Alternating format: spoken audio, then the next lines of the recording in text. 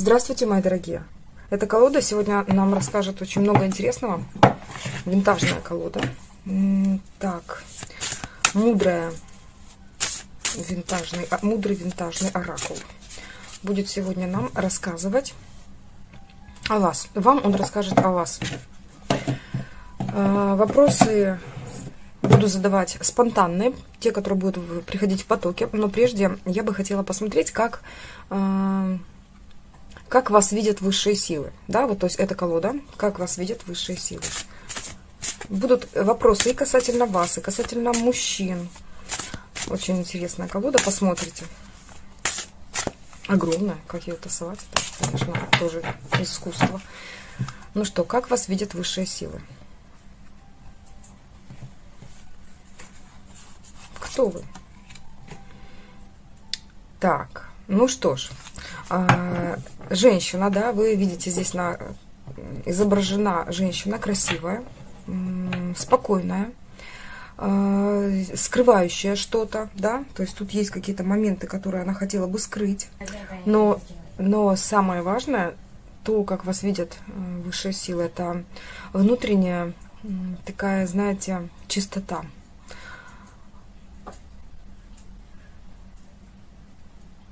Это говорит о том, что то, что вы себя обвиняете часто, возможно, вам сейчас просто хотят донести такую информацию, что вы, чтобы не винили себя, чтобы вот это чувство, которое в вас присутствует, вы себя приняли такая, какая вы есть, что вы чисты, что действия, что вы делаете правильные действия.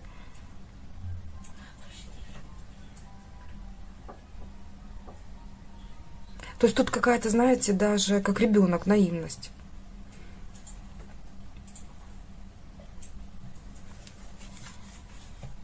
Что вам необходимо знать о себе?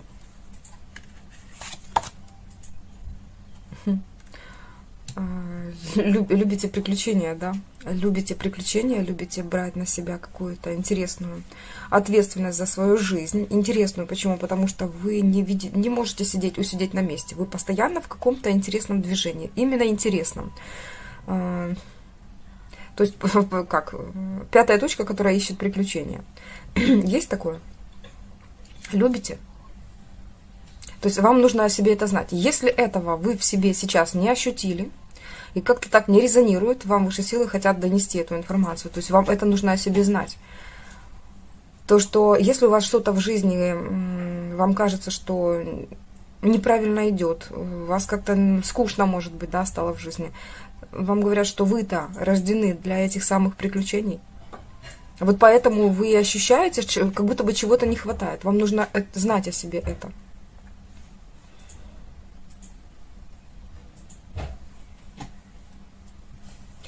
Хорошо. Какой вас видят окружающие люди?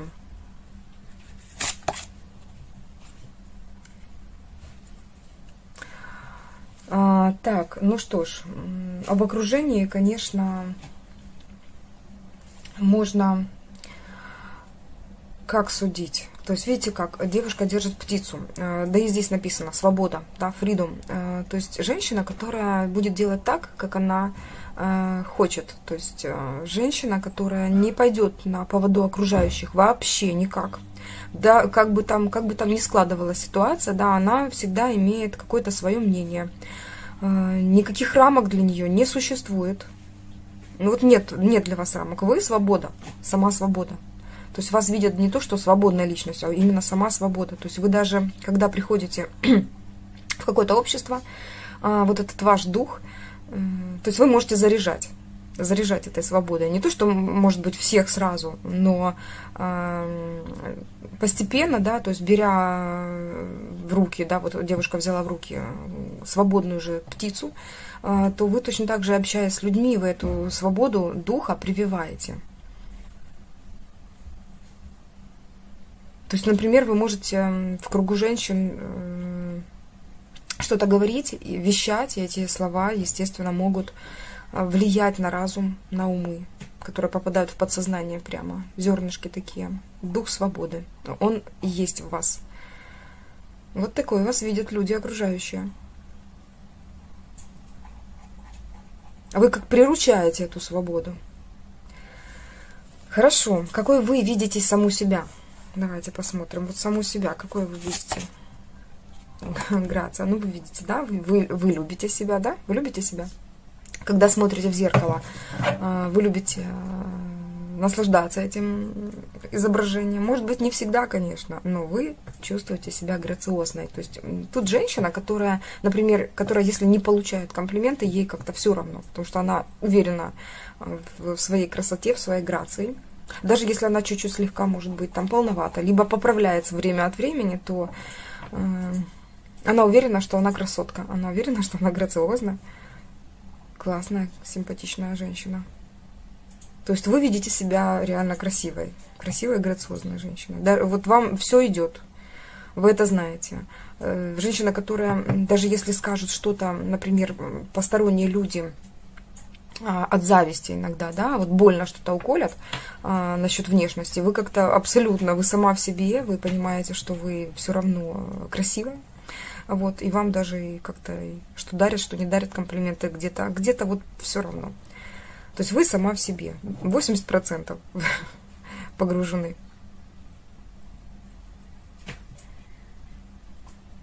Слегка вам, конечно, интересно мнение окружающих о себе,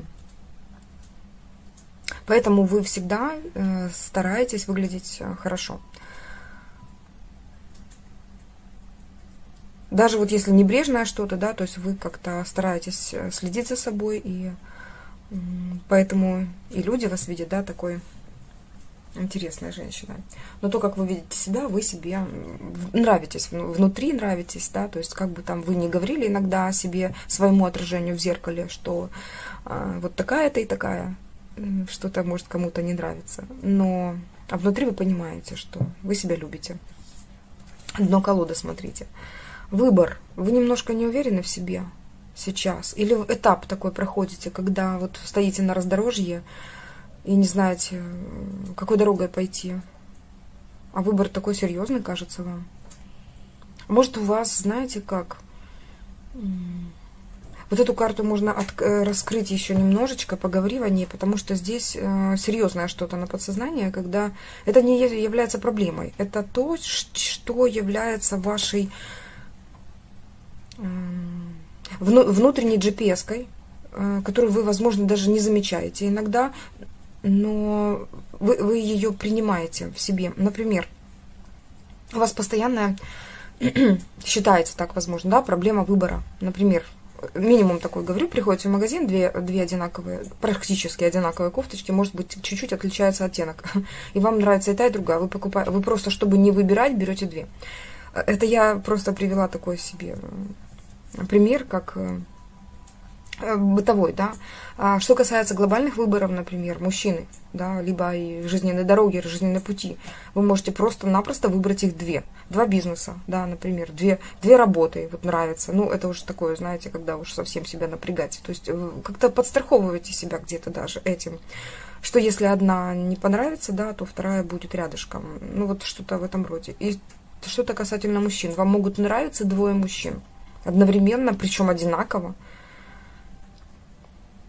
Практически одинаково. Например, вы одного любите за одно, другого за другое.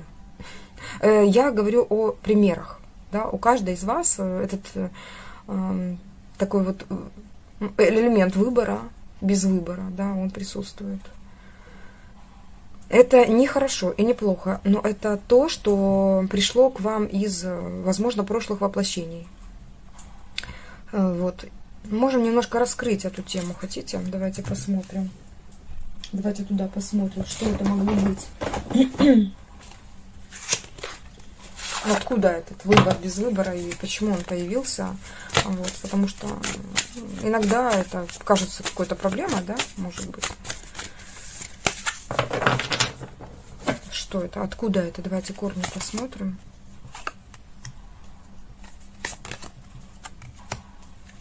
Это у нас... Да, смотрите, вот как свободная личность, которая не любит рамок никаких, вы эти рамки просто не приемлете. Вот. И поэтому у вас всегда есть какой-то запасной вариант. Но опять же, это не запасной вариант, когда пути к отступлению. У вас какие-то два равнозначные пути. Очень интересная личность. Два равнозначные пути, по которым вы можете пойти. Хорошо это или плохо? Вы просто... Это где-то из прошлого, когда вас... Ну, опять же, да, что это могло быть такое, да, когда были какие-то реальные рамки, тиски. Вы эти тиски уже просто не приемлете, поэтому вас люди даже сейчас такое видят, как вот она сама свобода.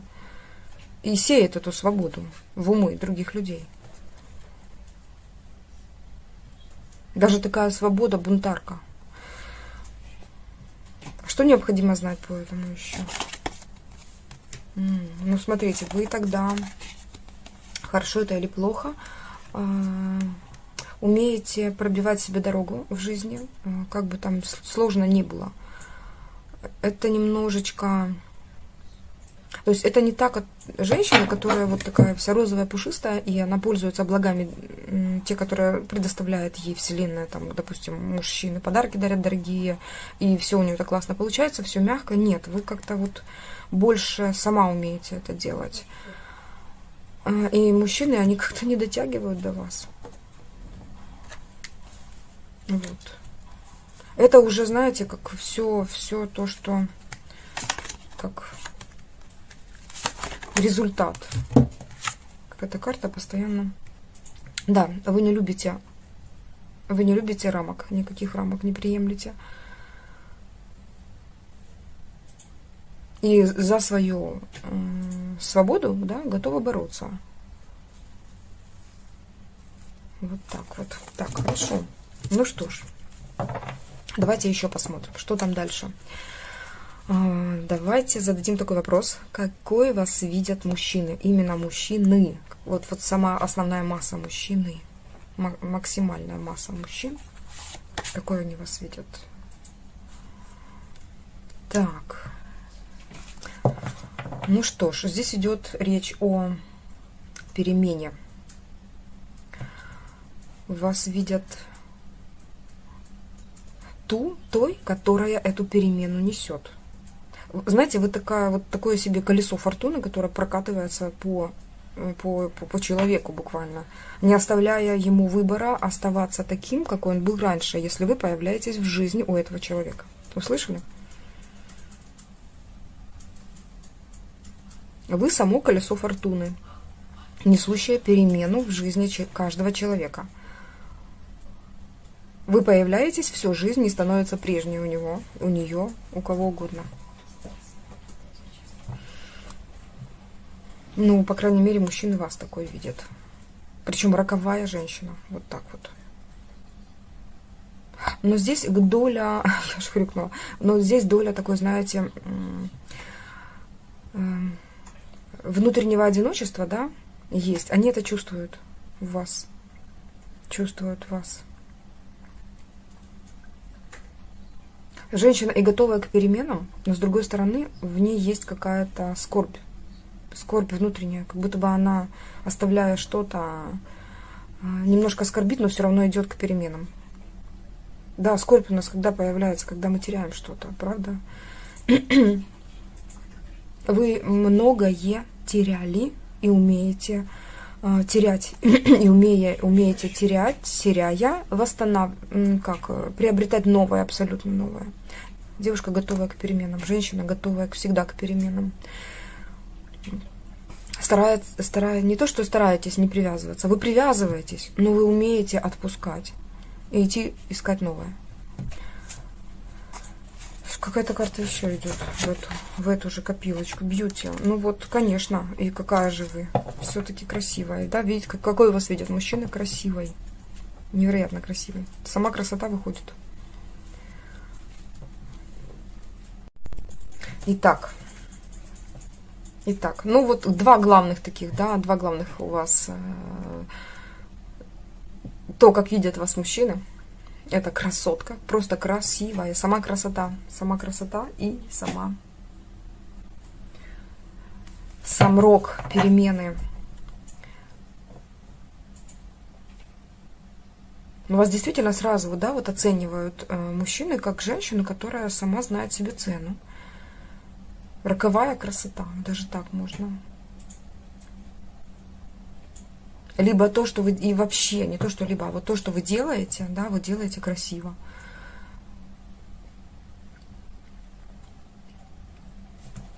Так, хорошо. Давайте следующий вопрос зададим. Самое основное такое качество, вот, которое вас сейчас, ну, вот важное самое качество в вас, да, которое вам и жить помогает, и важное для вас, как для вашего роста. Что это за качество?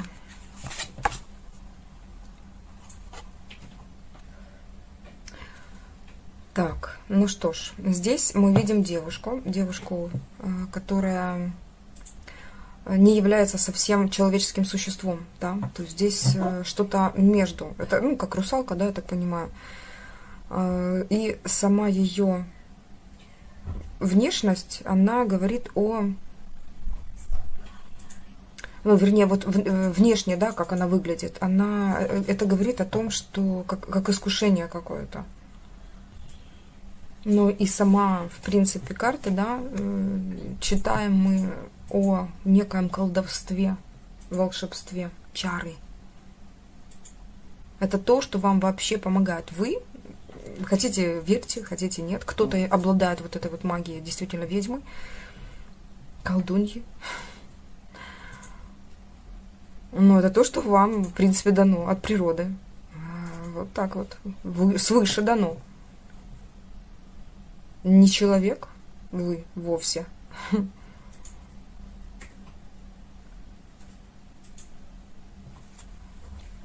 Непростой, по крайней мере, человек. Непростая вы женщина. Ведьма, колдунья. Ну что ж, вот такие вот у меня тут девушки собрались. Чары, обаяние. У вас это есть. Своя магия, колдовство. Если ты это не чувствуешь в себе, то все-таки природа, да, наградила тебя собственной какой-то... Ты чем-то очень сильно отличаешься вообще от людей, да? У тебя, вот, по крайней мере, есть какой-то хвост. Вот так вот.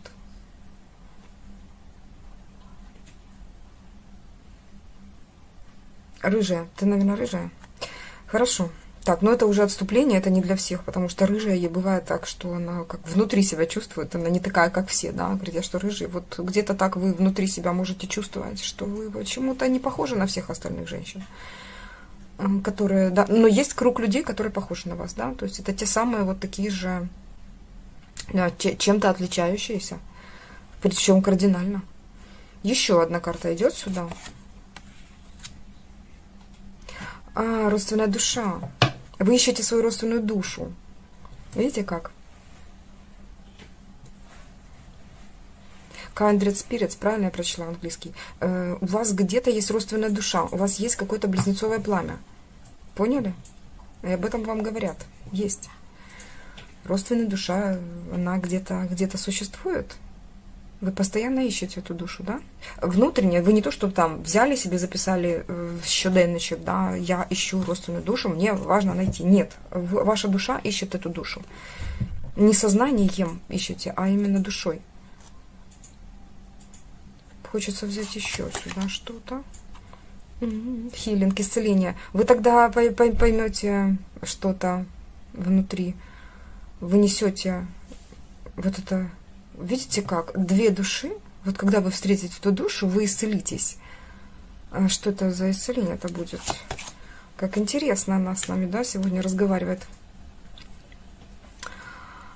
Так, смотрите, тут говорят именно о движении каком-то, да, о передвижении, перемещении. Транзишн, да, здесь. Это все-таки... Вы как вместе, да, две родственные души, найдете возможность перейти на каждая из вас душа, вы встретитесь вместе. Что это за душа? Я не говорю, там, вы встретите мужчину, или вы просто как подругу встретите. Я говорю именно о родственной душе здесь, на земле. Да, вот встретившись, вы внутренне понимаете, да, что это будет как исцеление, оздоровление ваше, оздоровление. И случится некое перемещение, переход. переход случится какой-то. Какой-то портал откроется вам. Обоим причем. Потому что вы, как добавите, каждая душа исцелит другую душу. Вы ту душу, а та душа вас. И случится переход на новый уровень какой-то, новый уровень. О боже, какие вещи интересные. Можно посмотреть. Хорошо. Вот такая сильная энергетика у меня. Ну, это не от меня, зависит от вас. Спасибо вам огромное, мои дорогие. Давайте посмотрим еще момент, что необходимо вам знать, вообще знать о себе. Возможно, то, что нужно поменять. Да, давайте посмотрим, что это такое. Что это такое? Ну что ж, здесь больше говорят, ну, в принципе, тут и само слово, как капитуляция какая-то, да.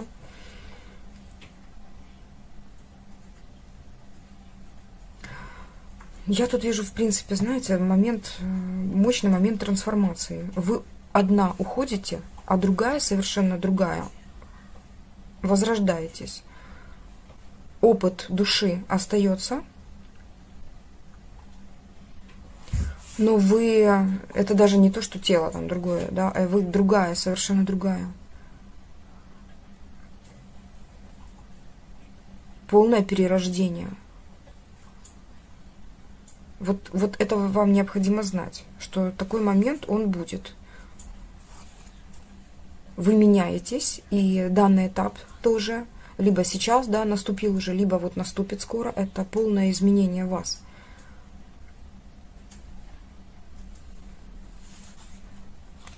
Давайте объясню еще немножечко. Gratitude. Сама карта говорит, да, что,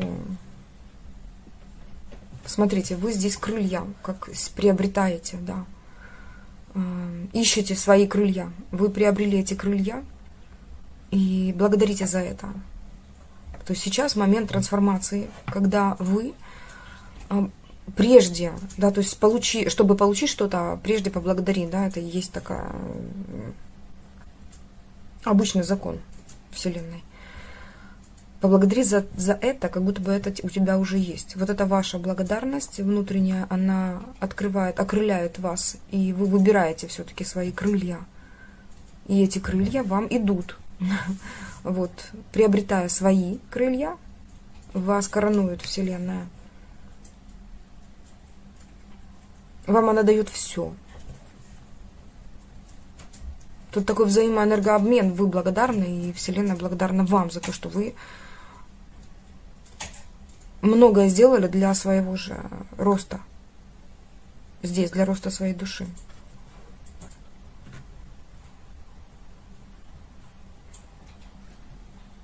Что необходимо знать? То, что трансформация ваша произойдет и происходит очень классно. Вы действительно получите то, что хотели, и даже больше от жизни. Вот такая вот интересная вещь. Это колода. Спасибо, мои дорогие. Я на этом бы закончила. Я тоже благодарна, невероятно благодарна каждой из вас, вот так вот, как эта девушка здесь на картинке, за то, что вы вот такие цветы на этом канале. За то, что вы растете вместе с этим каналом, за то, что растете вместе со мной, и за то, что... Да, за все я благодарна вам, за ваши лайки, за ваши те же самые комментарии, которые вы пишете, приятные слова мне в мою сторону. Спасибо за все, что делаете для меня, за вашу возможность финансово благодарить меня. Я это вижу, каждого вижу душевно, так даже вижу, духовно. Пускай вам, дорогие мои, возвращается в разы больше, чем вы вкладываете в работу этого канала. Этого и двух других моих каналов, да, потому что у меня 3 канала, в описании к видео есть ссылочки. Милости прошу, кстати, на другие каналы, чтобы получать максимальную информацию о себе, о своей жизни, разбираться в ней еще больше, для того, чтобы проще, возможно, относиться ко многим вещам и спокойно воспринимать ситуации, да, даже многие. Ну что ж, благодарна вам, мои дорогие, за все. Буду с вами прощаться. С вами была ваша Юля. Всего доброго. Пока-пока.